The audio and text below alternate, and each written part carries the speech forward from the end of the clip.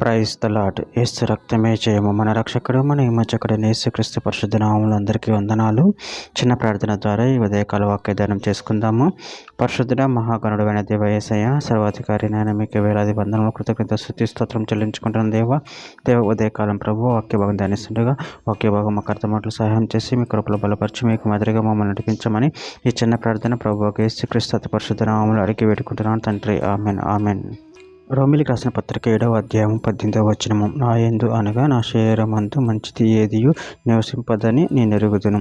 మేలేనిది చేయవలనని కోరిక నాకు కలుగుచున్నది, కానీ దానిని చేయటం నాకు కలుగటలేదు. ఆమెన్. దేవుడి వాక్య భాగం దీవించును గాక.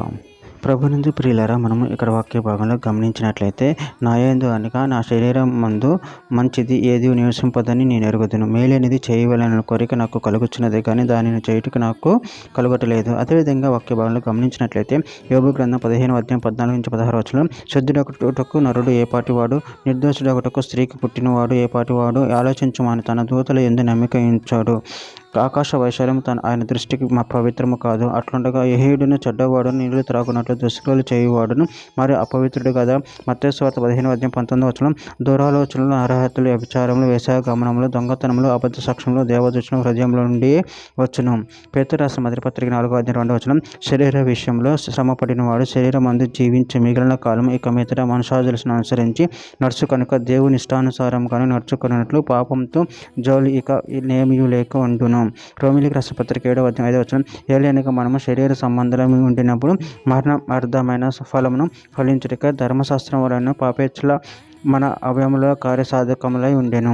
రోమిలికి రాసిన పత్రిక 13వ అధ్యాయం 14వ వచనం. మెట్టుకు ప్రభువైన యేసుక్రీస్తును ధరించుకుని వారే శరీరను నెరవేర్చుకుని శరీర విషయం ఆలోచన చేసుకొనకుడి. యోహాను సువార్త 3వ అధ్యాయం 6వ వచనం.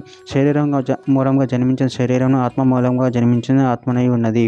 గలతీయులకు రాసిన పత్రిక 5వ అధ్యాయం 24వ వచనం. క్రీస్తు యేసు సంబంధులు శరీరమును దాని ఇచ్చలతోనూ దురాశలతోనూ సిలువ వేసి ఉన్నారు. కీర్తన గ్రంథం 119వ అధ్యాయం 32వ వచనం.